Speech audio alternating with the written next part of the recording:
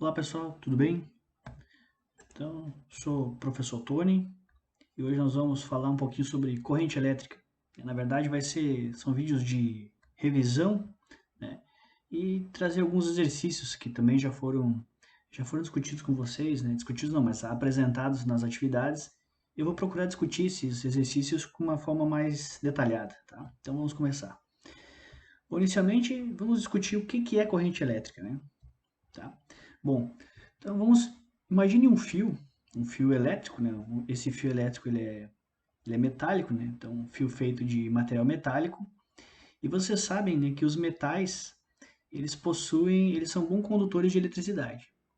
Mas por que eles são bons condutores de eletricidade? Eles são átomos que são relativamente grandes e na última camada deles, geralmente tem poucos elétrons, né? Em torno de um, dois elétrons, né? Essa última camada é chamada camada de valência, né? E quando você tem diversos átomos, né, ligados entre si, átomos metálicos, né, esses últimos elétrons eles ficam mais fracamente ligados ainda e eles acabam ficando meio que soltos dentro dessa rede, né, de átomos.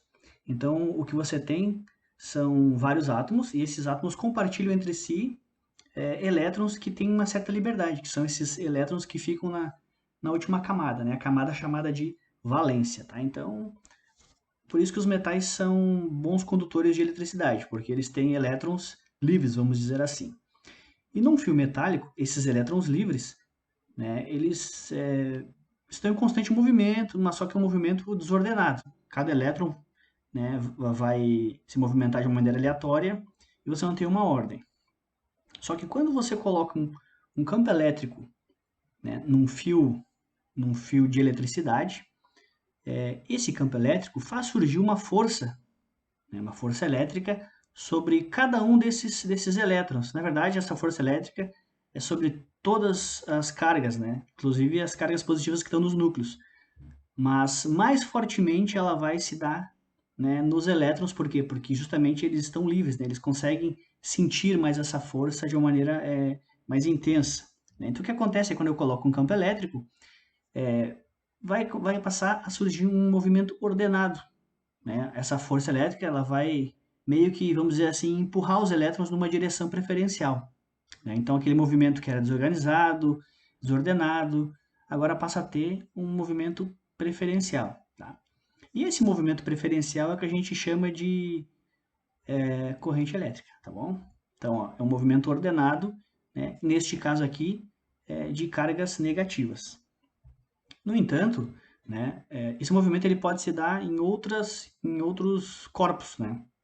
Um fio metálico ele é sólido, mas eu posso ter um movimento de cargas também em líquidos, né? Por exemplo, eu tenho aqui uma solução de NaCl, né, cloreto de sódio. Então eu tenho aqui água, né, e cloreto de sódio. Quando eu faço, né, surgir um campo elétrico aqui, este campo elétrico, né, ele pode dissociar essa molécula de cloreto de sódio, né, e transformar ela em dois íons, né, um íon positivo e um íon negativo.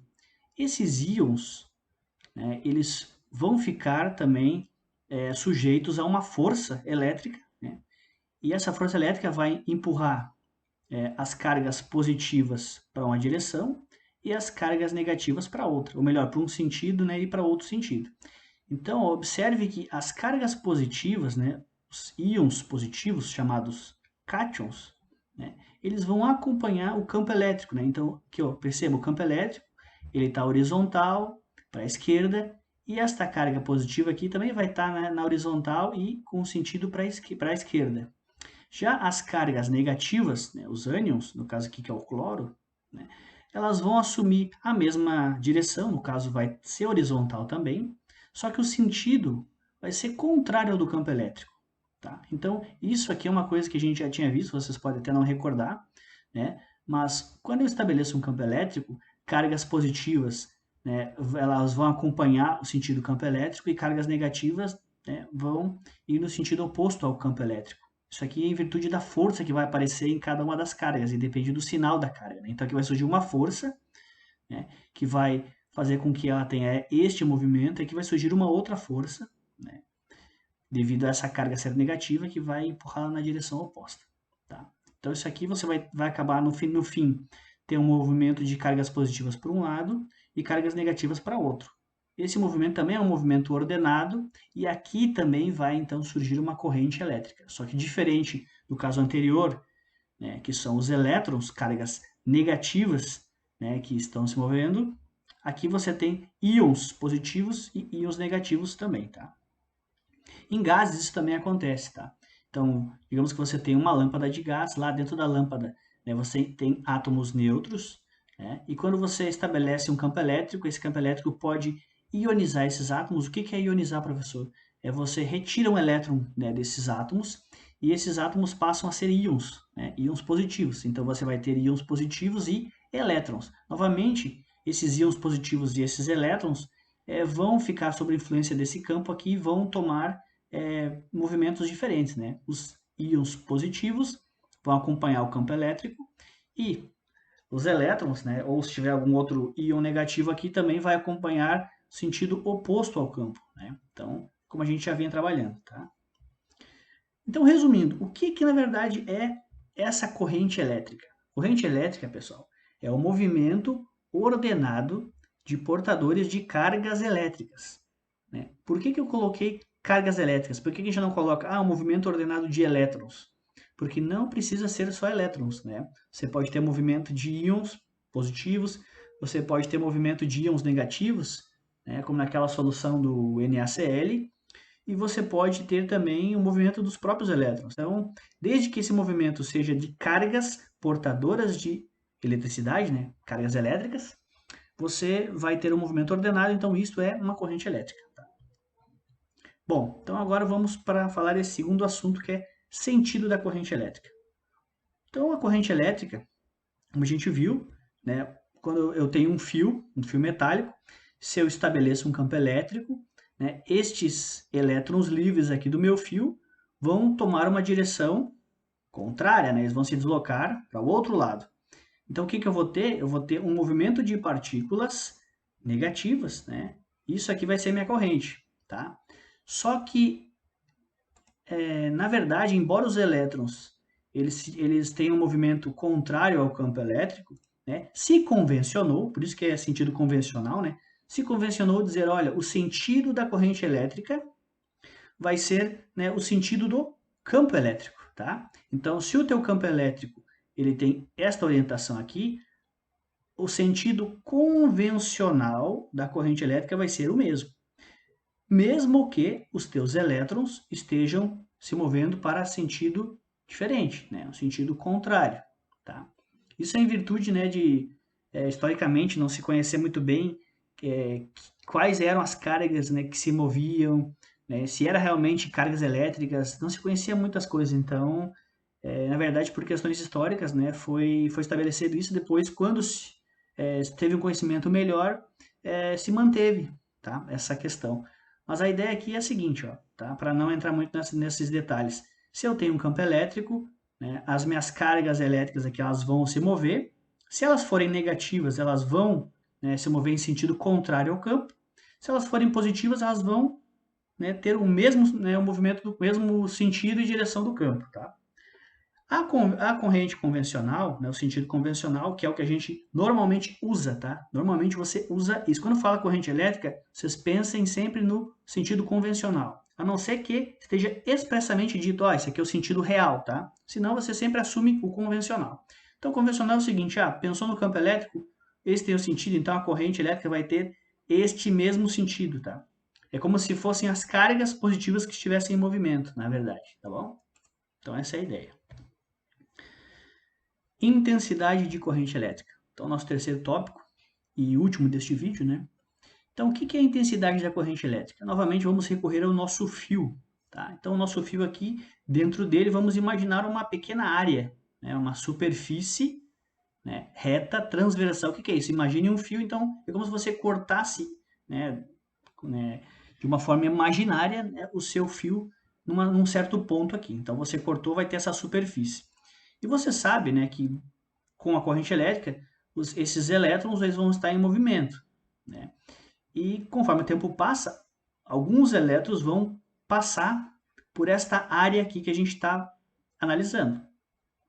Então, a quantidade de elétrons que passa num intervalo de tempo, e aí você vai ter um fluxo de elétrons, e aquilo ali é a tua intensidade de corrente elétrica. Tá? Então, ó, irá passar pela área de superfície S, essa aqui, uma quantidade de carga elétrica, ou seja, uma quantidade de elétrons, que cada elétron vai ter a sua carga, né, em um certo intervalo de tempo. Então, nós definimos como corrente elétrica esta quantidade de carga elétrica que atravessa esta área aqui num certo intervalo de tempo, tá? Então, corrente elétrica é o que? É a quantidade de carga elétrica por intervalo de tempo, tá bom? Então, olha só, matematicamente a gente tem isso aqui, ó. Este I, tá, é a nossa intensidade de corrente elétrica. Este Q aqui é a carga elétrica que atravessa, tá, aquela seção reta transversal. E este ΔT é nada mais do que um intervalo de tempo que você está analisando. Quanto mais tempo você considerar, mais cargas vão passar, né, pelaquela área ali, tá? Então, ó, só retomando, então, o I é a corrente elétrica, unidade de corrente elétrica é o ampere, tá? Esse A aqui, tá? Q é a quantidade de carga elétrica, tá? A unidade no sistema internacional é o coulomb, né, o C.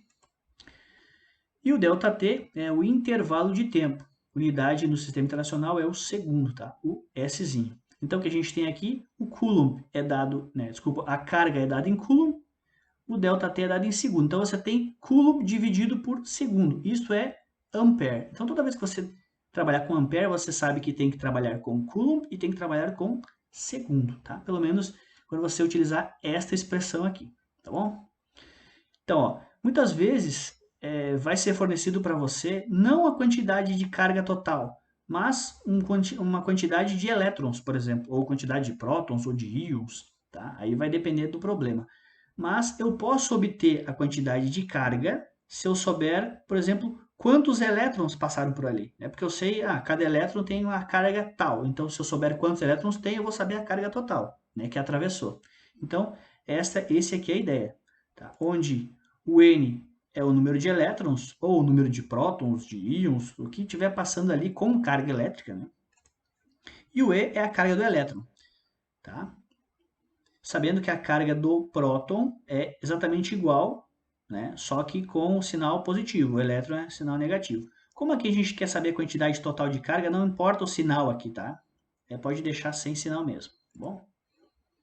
Então vamos lá, fazer uns exercícios para fechar nossa aula aqui. Um fio condutor é percorrido por uma corrente elétrica de 10 amperes. Determine a quantidade de carga elétrica que passa pela seção reta transversal desse fio no intervalo de 1 minuto. Então, para a gente fazer isso aí, né, primeiro a gente se pergunta, o que, que a gente tem? O que, que eu tenho? Eu tenho, vamos retirar os dados do problema, eu tenho a intensidade da corrente, que é 10 amperes.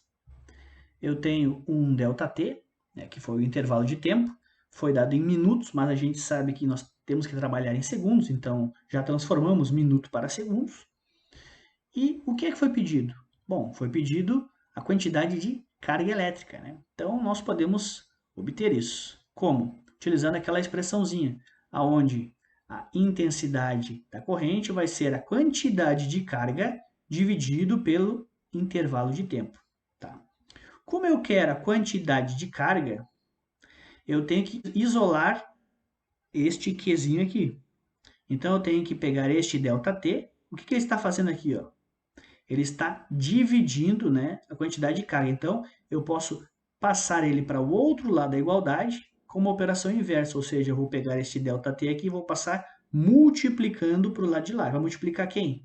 O I. Tá? Então, vai ficar assim. Ó.